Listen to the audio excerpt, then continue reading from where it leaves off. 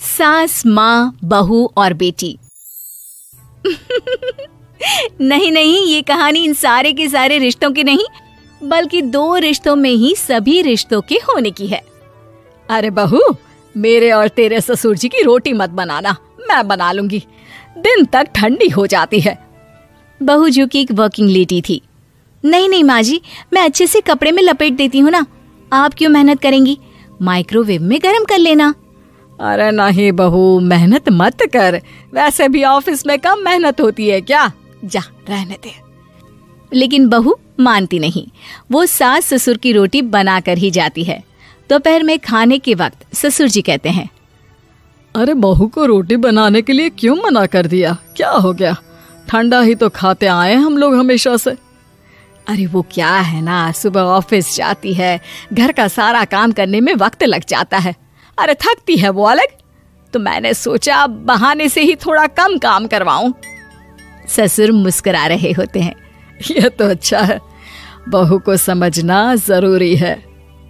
वक्त बीत रहा था, घर में सब खुश थे कि एक दिन, माँ जी आप शाम को थोड़ा टहलने निकला करें, घर पर रह रहकर हड्डियां जाम होती है, पापा को भी ले जाया करिए, मैं वक्त पर तो आ जाती हूँ।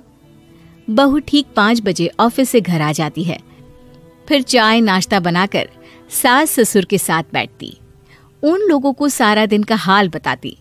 रात को पति घर आता है। क्या बात है बेटा, ऑफिस से आकर कभी हम लोगों के साथ भी बैठा कर। अरे माँ, दिन रात काम करके मन ही नहीं करता, अगले दिन की फिर तैयारी होती है, आप और पापा ही कमरे में आ जाओ। इससे अच्छी तो बहू है, कितना भी थकी रहे, घर आकर हम लोगों के लिए चाय नाश्ता बनाना, फिर बातें करना।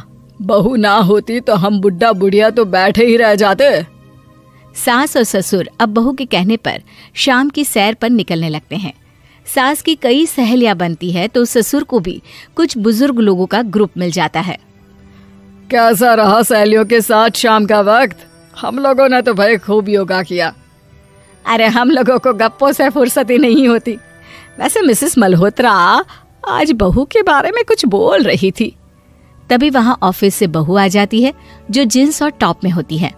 क्या बात है माँ, क्या कह रही थी आपकी सहेली आपकी बहू के लिए? सास इस बार बहू को कुछ अलग तरीके से देखती है और उल्टा सवाल ही दाग देती है। क्या कह रही थी वो हटा, ये बता, तेरे ऑफिस में तो मर्द भी काम करते होंगे ना? बहू जो अब तक मजाक कर रही थी वो सीरियस हो जाती है। मर्द होंगे नहीं माँ जी, मर्द ही ज्यादा है, हम 5 ही लड़कियां हैं ऑफिस में। अरे तो अच्छा लगता है क्या ऐसे कपड़े पहनती हो? कल से तुम ना साड़ी पहनकर ऑफिस जाना, और हाँ, शाम का नाश्ता थोड़ा जल्दी बनाया करो, नाश्ता बनाकर बाद में ही ऑफिस के कपड़े चेंज करने जाना।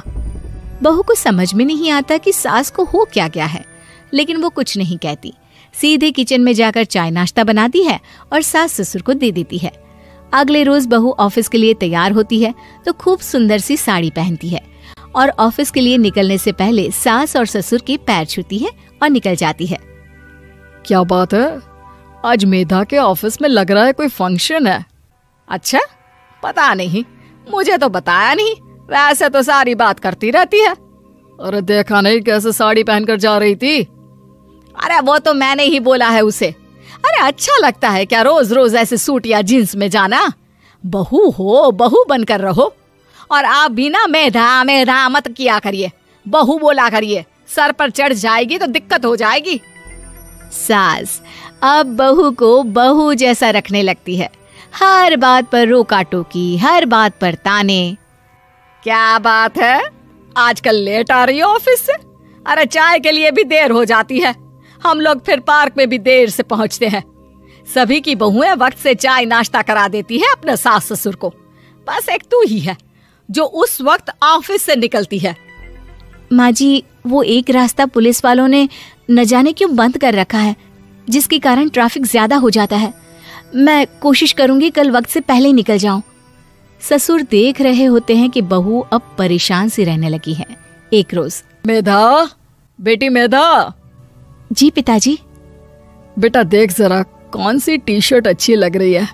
वो क्या है ना, शाम को सब बदल बदल कर टी शर्ट पहनते हैं, मैं भी सोच रहा हूँ कि आज कुछ अच्छा सा पहन कर जाऊं। हाँ पिताजी, ये सही है। ये लाल वाली ना बहुत जचेगी आप पर। मेरे पापा पर भी डार्क रंग बहुत जचता है। क्या चल रहा है?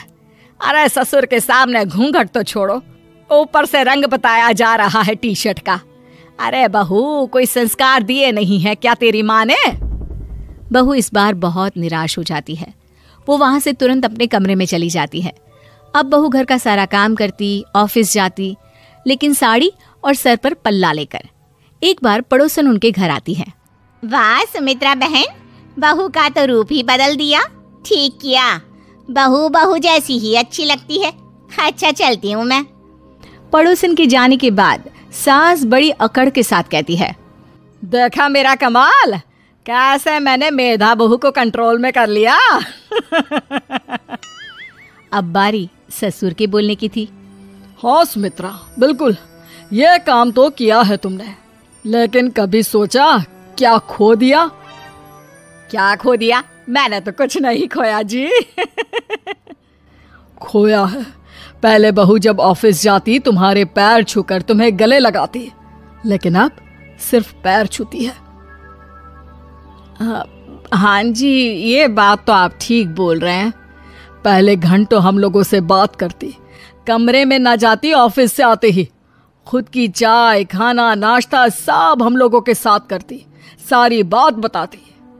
लेकिन क्या तुम्हें पता है, बहू की तबीयत खराब चल रही है, वो माँ बनने वाली है। ये बात मुझे बेटे ने बताई कि तुम्हें बता दूं। अब सास की आंख में आंसू थे। वो समझ गई थी कि लोगों के कहने में आकर उसने क्या खो दिया।